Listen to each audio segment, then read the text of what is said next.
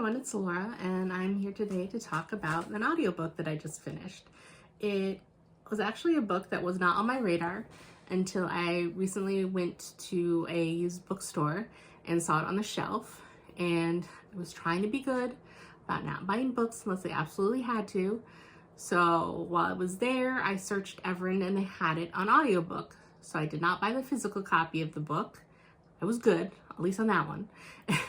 And I have since listened to the audiobook, and it is called The Only Purple House in Town, and I really enjoyed it. It was very cozy, and it did fit into my fall reading mood, and it's about a girl, Iris, and she is basically having a rough go of things. I believe they said she said she was 28 at one point, and she is basically the family disappointment. She has 3 older sisters who are all more successful in their own way. Meanwhile, she has kind of had a hard time, and she's at the very beginning of the book in a situation where she has no money. Rent is due. She's sharing a house with, I think, 3 other people, and they've floated and covered her rent a few times in the past, and she still owes them money for that. And obviously, since it's happened multiple times, she doesn't want to ask for their help again, and they've kind of grown cold to her. And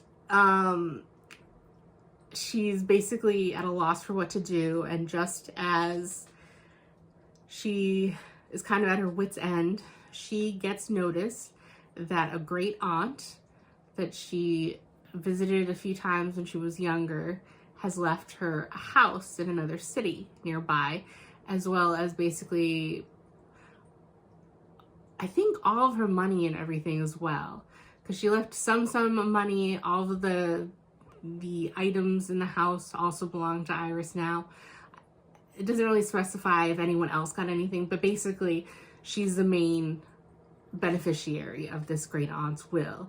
And so with that promise, she goes basically the next day to the lawyer's office to figure out when she'll get the money so she can repay the people she's currently living with and then move out to this house. So she goes to the house. It's an old Victorian. It is basically good bones, but kind of run down. And so she trying to figure out what to do. She has the idea of maybe someday turning it into a bed and breakfast, but obviously that takes funds. She doesn't know what to do in the meantime, but it is big enough where there's 3 floors and an attic, and there's 5 bedrooms, not including the attic. So she says, hey, I can sleep in the attic, rent out the bedrooms, make some money. She has an online jewelry store she's trying to get going, and maybe her jewelry store will be kind of profitable, and she'll go from there, and she won't be necessarily treading water or drowning anymore. So that's the setup. But what is unusual is that this takes place basically in what is kind of like a contemporary magical realism thing, because there are magical creatures in this book as well. And so it's modern day world where one of the characters is a shifter. They can shift into a hawk. There are witches, and all this has kind of come to light with supernatural people coming forward a few years ago. And so some people kind of hide their abilities and aren't loud and proud about it, where others, they have businesses, proudly proclaiming that they're like fix-it witches type thing, and then they can fix devices, or they use their special skills as a job. Likewise, there are people that are not fond of these special creatures or people with special abilities and are trying to, almost kind of like X-Men, where they're trying to get people in government that says there needs to be a national registry for anyone with paranormal abilities, and they have to, you know, they want laws passed about how many people can live in a certain area and that type of thing. That's kind of going on in the way background. The general vibes of everything is this is more of a cozy book, but that is kind of going on. And so when she does move into this house and she does start renting out the rooms, there are some people that have special abilities, and then her neighbor is one of these people that is against supernatural people, basically, and is a busybody, and she's so frustrating. So it's written really well. You really dislike her. And the main character, Iris herself, is from a family of vampires, but not vampires like we may think of them initially. They're basically like emotional vampires, sort of. Like one of her sisters is a doctor, and she's doing Doctors Without Borders, and she can actually absorb people's pain, and then that gives her the ability to heal them faster, but her like food is their pain. Another one is a lawyer, and she feeds on anger, so she chose a good career path with that. I forget what they said, like the other sister or other family members feed on, but basically it's they feed on emotions. And Iris has not awakened because they don't know what emotion she feeds on, and so that's another reason that she's kind of out of step with all of her family members. She's never felt like she really fit in with them, except for one of her sisters, the doctor. She gets along well with her sister. Her father is basically in his own world, and anytime he tries to step in, he just makes things worse.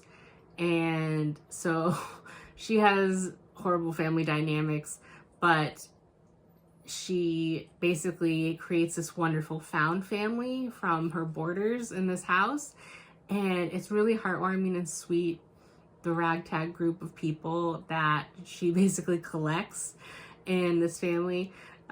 There's men, there's women, there's older people, there's younger people. Some of them are in dire situations. Some of them just got out of long-term relationships. Some of them don't have any other family or friends around.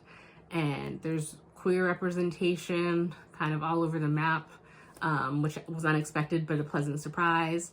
And it's just basically about the importance of found family and Iris kind of finding her place in the world. And it was just really cute and really sweet.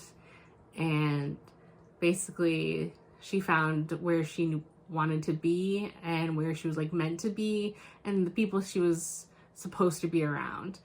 And I just really enjoyed it. So I thought it was really cozy, quick read. So I would recommend this to anyone that this premise sounds remotely interesting to. Like I said, it is on Everend, and it is a quick read, and it is really just, it gave me all the happy feels. So I think it didn't do anything necessarily groundbreaking, so I wouldn't necessarily say it's a 5-star. And at one point, there is kind of a conflict between her and her love interest, and that her reaction was a little overboard to me, where on one hand I can understand, but just her unwillingness to listen. I kind of hate the miscommunication trend, you know. That's a trope that just can go and die a painful death. So that aggravated me. But for the small portion of the story that took up, like, it's still really worth a read to me. So, but just for that, I would probably give it a 4. I'd say a 4. Because it's not like, yeah, 5, but it was basically exactly what I wanted it to be. So yeah, so that's my thoughts on The Only Purple House in Town. and I will see you in the next video. Bye.